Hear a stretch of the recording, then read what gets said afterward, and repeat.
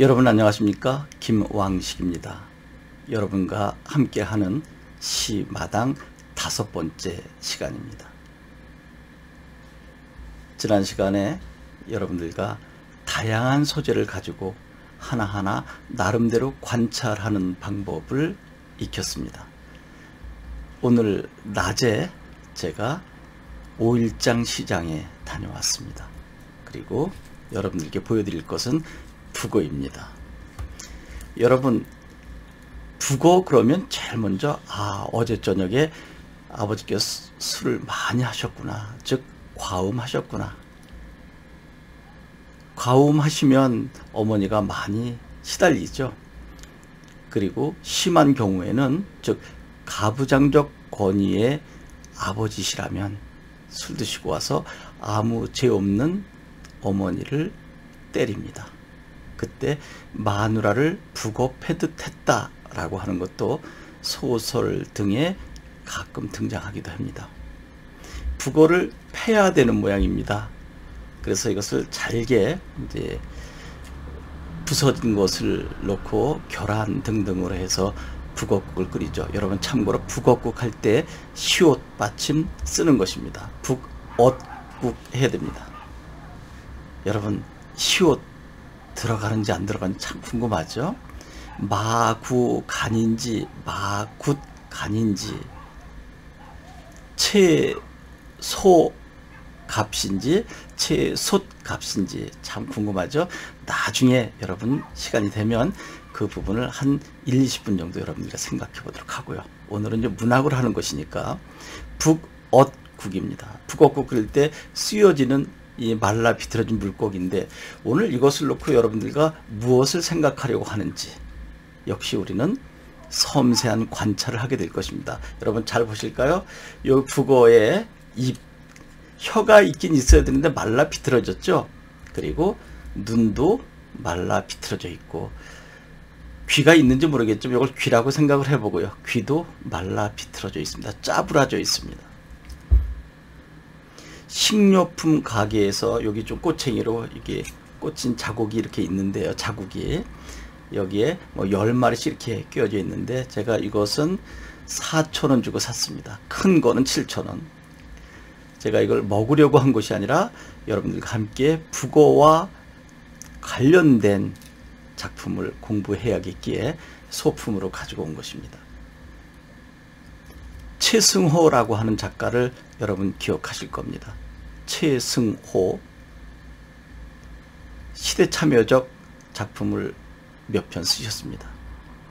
이제 여러분이 식료품 가게에 가서 아버지 심부름을 갔다고 합시다. 어머니 심부름이 되겠죠. 가서 보니까 야, 너는 혀도 말라 비틀어져 있고 눈도 짜부러져 있고 귀도, 너 왜 그래? 라고 했더니 북어가 벼랑간에 너도 북어잖아 라고 했다는 것이 포인트입니다. 여기에서 혀가 말라 비틀어졌다는 것은 말을 해야 되는데 못한다는 것이죠. 그리고 눈은 현실을 정확하게 직시해야 되는데 감고 있고, 귀는 정의의 소리를 들어야 되는데 이것도 닫고 있는 거죠. 그러니까 암울한 시대 현실에 적극적 참여 의지를 갖고 있지 못한 소시민을 풍자 비판한 것이라고 할 수 있겠죠. 북어와 같은 삶을 살고 있다는 거죠. 그래서 시적 화자인 나는 정의롭고 정당한 삶을 살았다고 생각하면서 너는 왜 그래? 라고 하는 순간에 이 북어가 너도 북어잖아. 시적 화자, 더 나아가서 작가인 최승호 나 자신도 북어였구나.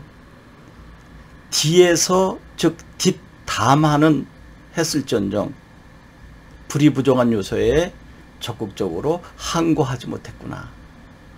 이 작품은 군사 정권에 대한 비판의식을 이야기한 작품이라고 볼 수 있겠죠. 여러분, 요즘 많이 혼란스럽습니다. 어느 것이 옳다라고 판단하기 쉽지 않지만, 여러분이 판단컨대 여러분이 정의라고 생각한 것이 불이부정한 요소에 짓밟힐 때 여러분들 뒤에서 소주탄 놓고 뒷담화만 하셨습니까? 아니면 적극적인 여러분의 의지를 보여주셨습니까? 소시민의 삶에서 적극적인 의지를, 항거를 투쟁을 하는 실천적 의지, 여기서 보여주려고 하지 않았나 생각합니다. 이제 식료품 가게에서 말라 비틀어진 북어를 보면서도 여러분들과 함께 시적 요소를 찾아가는 힘, 최승호 시인에게서 오늘 배울 수 있었습니다.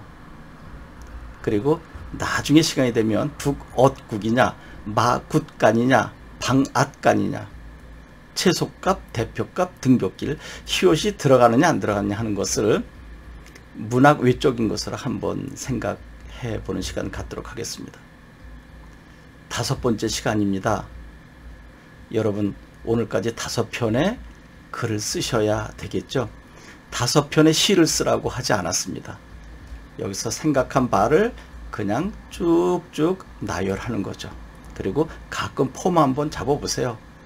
어떤 것은 길게, 어떤 것은 짧게, 어떤 때는 낱말 하나만 넣고 행도 바꿔보고, 그리고 여러분들이 생각할 때 와 이제 그래서 시로 되나보다 라고 여러분이 자위하면 됩니다. 여러분 자신이 시인 노릇하면 되는 것입니다. 이렇게 해서 100편 정도 여러분과 함께 한다면 아마 매력적인 시인이 되지 않을까 하는 생각을 합니다. 오늘 여러분들과 함께 북어 살펴봤는데 다음 시간엔 또 어떤 소재로 여러분들을 뵐까 저 역시 궁금합니다. 여러분 고맙습니다.